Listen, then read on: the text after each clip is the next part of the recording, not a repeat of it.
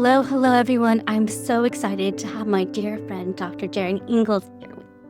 He's a respected natural physician, author, expert in Lyme disease, chronic illness, and immune dysfunction. And I'm really happy that he's here today because he's a fellow of the environmental medicine and, of course, a fellow of the Medical Academy of Pediatric Special Needs. So he has a special background and heart for this, including a best-selling author of many books, one of them, which I do love, The Lyme Solution. And then has a special masterclass called Herbal RX.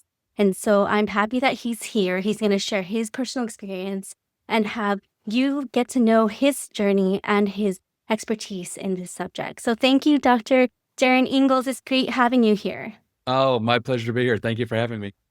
But I want to just understand the mental health connection when it's has to do with navigating Lyme and multiple sclerosis, because this is something that people don't realize, that there's a gut-brain connection, but also when it has to do with chronic infection.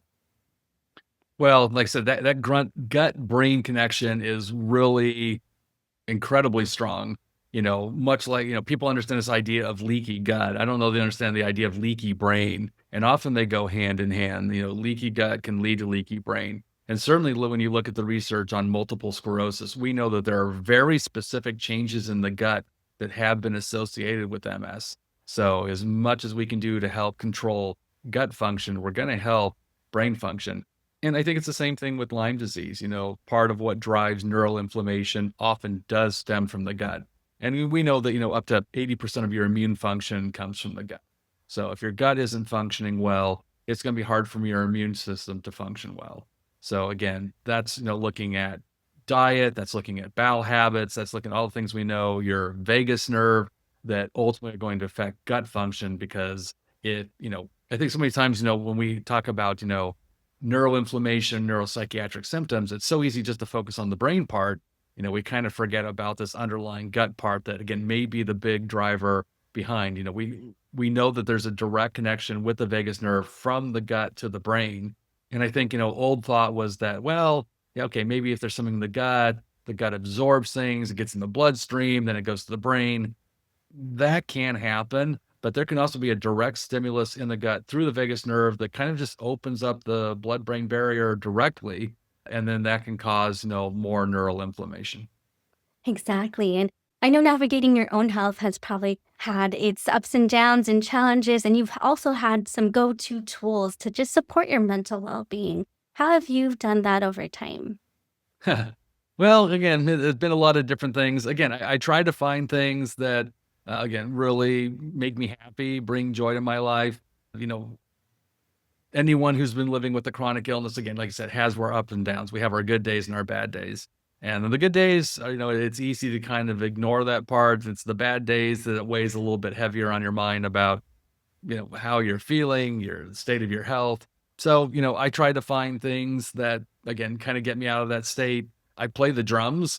So I'll sit down at my drum set and to the best that I can play. I've been playing since I was 13 years old, and I can't quite play now like I used to, but it's one of those things, again, having music and being able to move my limbs the best that I can, again, gets me out of that headspace, relaxes me, makes me feel good. Again, I love comedy. I like watching things that, make me laugh.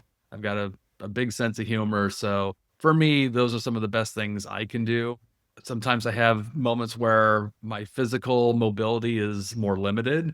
I enjoy being outdoors and walking, but sometimes that's harder. So, I try and find the things I know that I can do. And sometimes it's just what's easiest to do at the moment, but being realistic about, where I'm at and what I have availability to do, or maybe the time I have, try and find that little thing that, again, just sparks a little bit of joy in your life.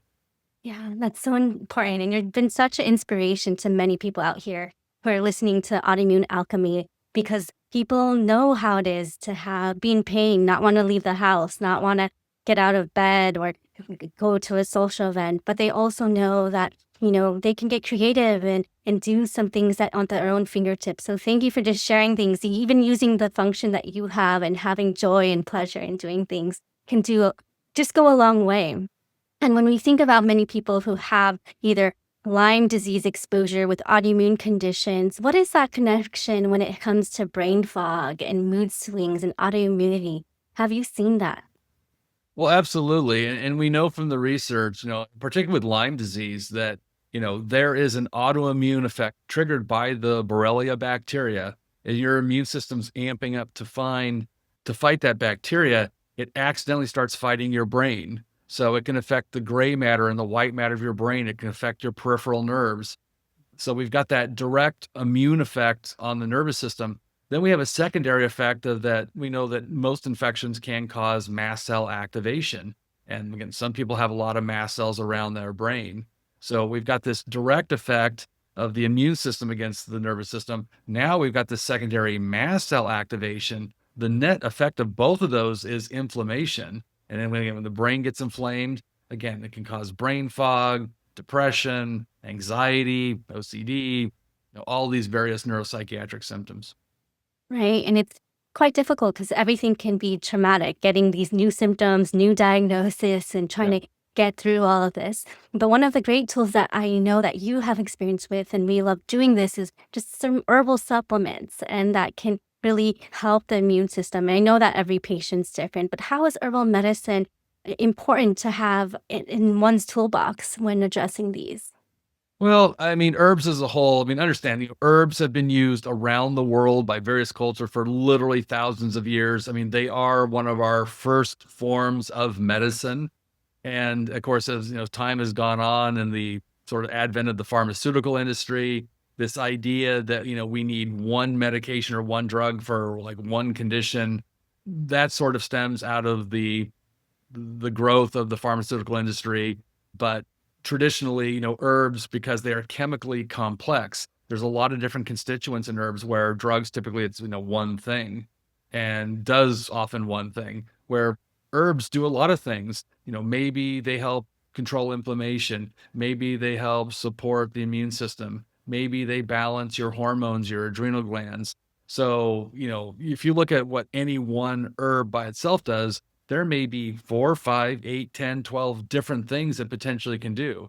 So you can imagine if we start mixing and matching different herbs, which they've done like in traditional Chinese medicine or Ayurvedic medicine for thousands of years, they use these herbs in combination to accomplish, specific goals.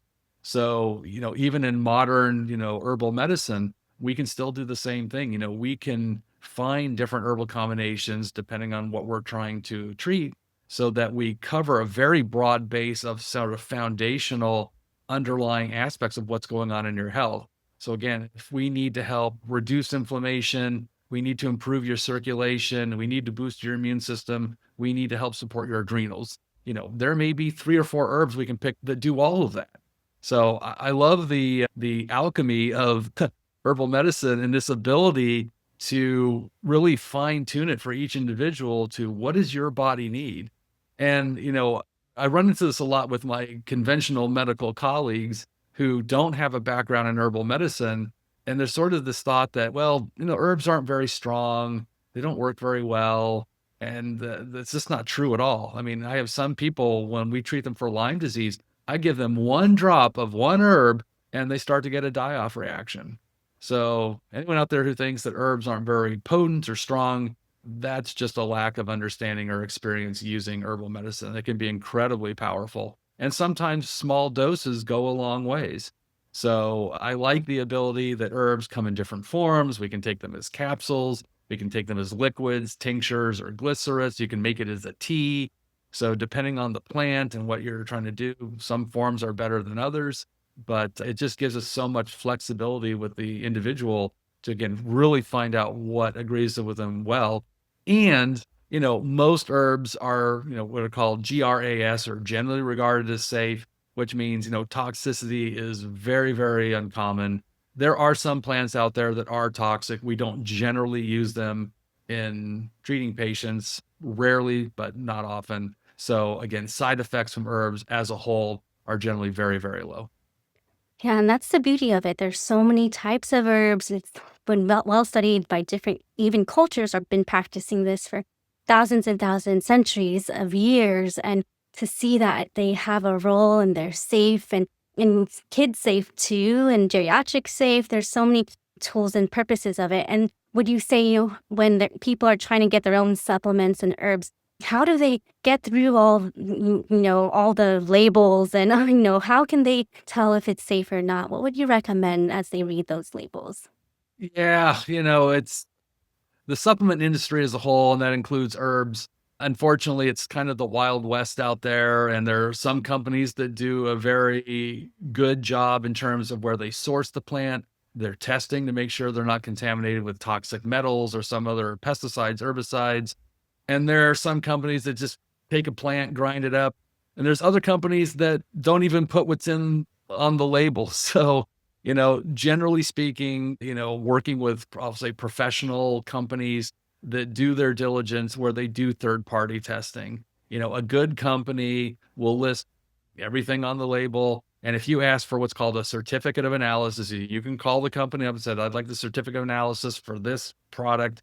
They should be able to provide that for you. If they can't provide that for you, then that's probably not a good company. Other good companies out there are what's called GMP certified. That's good manufacturing practices. It's sort of the natural equivalent of the FDA process of how you manufacture a supplement versus a drug. So companies should be GMP certified. So these few little things can at least give you ideas of companies that might be better. My general advice is that if you are going to purchase supplements, get them directly from the manufacturer, get them from your healthcare provider, if they're a naturopathic doctor, functional medicine doctor who's vetted these companies, who understands the quality of the company, and you've got a trusted source. I'm not a big fan of buying off Amazon as much as I know Amazon's great and you can get everything within a day with Prime and all that. I also know that, because I developed some supplements with allergy research, and I remember looking at the Amazon contract that your product has to withstand like 160 or 180 degrees. Because a lot of these warehouses are out in the middle of Texas, Arizona, where it gets very hot. They're not necessarily climate controlled.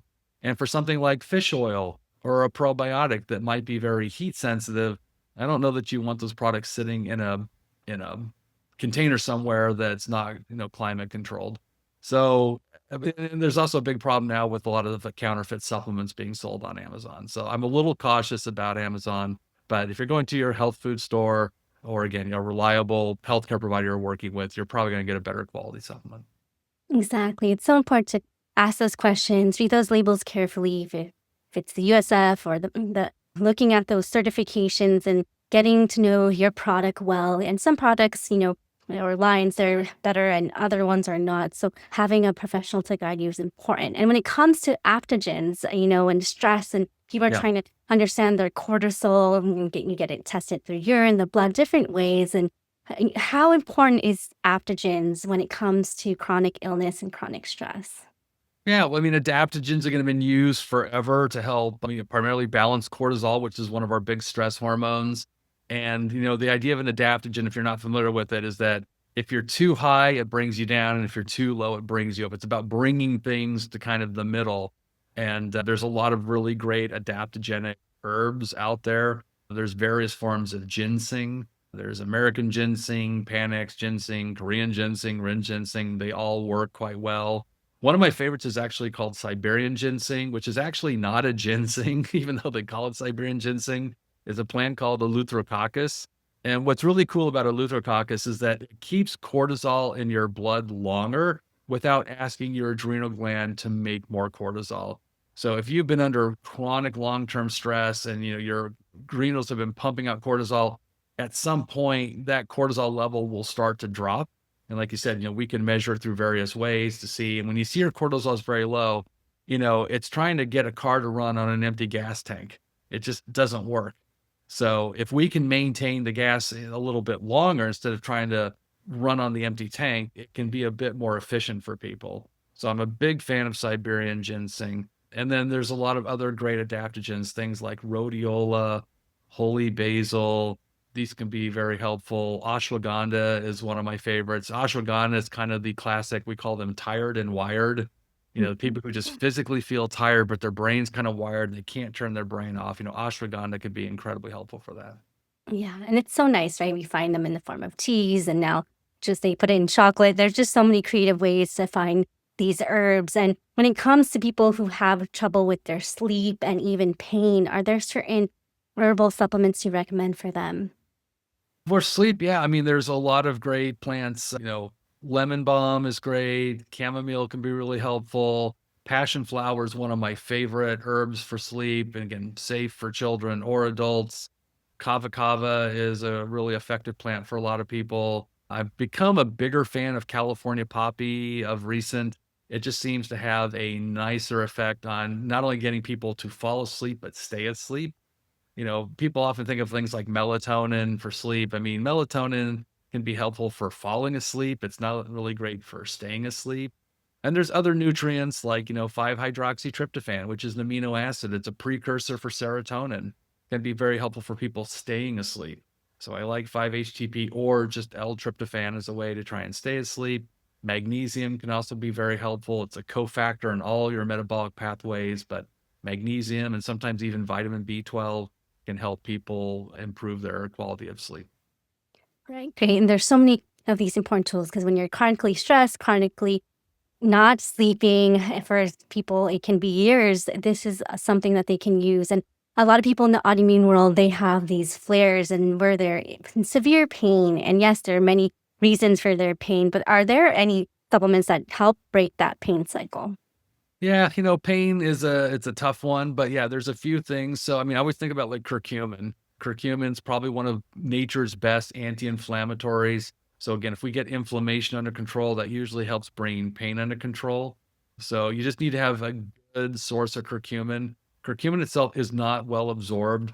So companies have to find different ways to improve the absorption. So you just want to make sure you're working with a company that does that. If it just says turmeric on the capsule and that's it, you probably don't want that. You probably want a curcumin that's either in a liposome or sometimes they add a compound called piperin to help improve the absorption. But again, good professional companies know this and they make good curcumin extracts. So curcumin's great. There's also an herb called boswellia, frankincense. Boswellia is a great anti-inflammatory herb. There's one called white willow bark. White willow bark is where we discovered aspirin from. And of course, people use aspirin all the time for pain, but you can use white willow bark. There's also an herb called harpagophyton, which is not a very well-known or common herb, but it's also a very potent anti-inflammatory. Then there's a product called DLPA. It's DL-phenylalanine, and DLPA can actually also help modulate pain. So there's quite a few things in the natural world you can try to help get inflammation under control and help with the pain. Yes, thank you so much because this is bringing the best of natural medicine, your expertise, your journey, and thank you for being that laughter, being such a hero in this community. So I appreciate your time so much, Dr. Ingels. Where can they find you online? Yeah, best place is just check me out my website, which is just Darin Ingels, ND, N as in Nancy, D.com. Awesome. So check him out online if you need more help. He's plenty resourced online. He has also another podcast and a book. So I know that you can learn so much from him. So thank you everyone for joining here at Autoimmune Alchemy.